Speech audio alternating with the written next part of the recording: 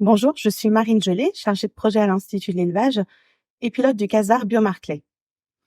Biomarclay a démarré fin 2017 en partenariat entre IDEL, INRAE et l'Institut Agro-Rennes-Angers, dans le but d'identifier dans le lait de nouveaux biomarqueurs qui permettent, par une approche non invasive, d'identifier les vaches en déficit énergétique.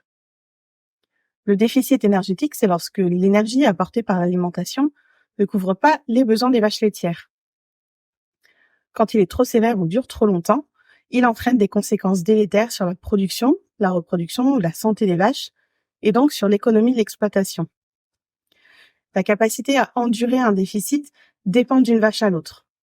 Et il n'existe pas aujourd'hui d'indicateurs à la fois sensibles, spécifiques et précoces qui permettent d'identifier en routine les animaux en déficit énergétique. Le projet a été structuré en 2 volets.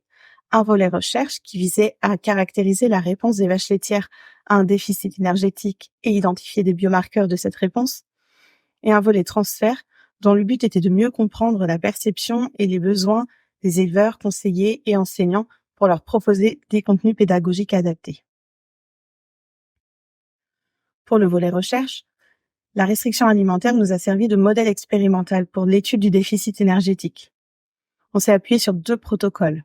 Le premier, mené à l'herbipôle de Marcenat, était une restriction courte de 6 jours, mais intense, puisque réduisant de plus de la moitié les apports. Le second protocole a été mené à l'installation expérimentale de Méjussaume et était une restriction modérée, puisque réduisant de 20% seulement les apports, mais plus longue, de 4 semaines. Pendant ces expérimentations, un phénotypage fin dans le sang et dans le lait a été réalisé pour caractériser la réponse des vaches. Et certaines molécules ont été dosées pour la recherche de biomarqueurs. Il s'agit de métabolites, de protéines et de micro-ARN, qui sont des petits ARN non codants qui régulent de nombreux processus biologiques et sont impliqués dans la fonction mammaire.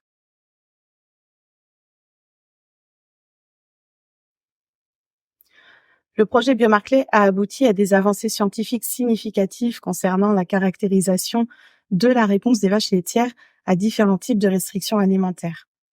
Il a également permis d'identifier un panel de biomarqueurs constitués de métabolites et macromolécules, de protéines et de micro-ARN. Pour utiliser ces résultats sur le terrain, on a besoin de méthodes de détection de ces biomarqueurs qui soient rapides, simples et peu coûteuses à mettre en œuvre. C'est pourquoi pour les métabolites du lait, par exemple, des équations de prédiction basées sur la spectrométrie moyenne infrarouge sont en cours de développement et pourront être utilisées conjointement aux équations déjà existantes. Pour finir, je vous donne rendez-vous sur www.idel.fr pour retrouver l'ensemble des résultats du projet.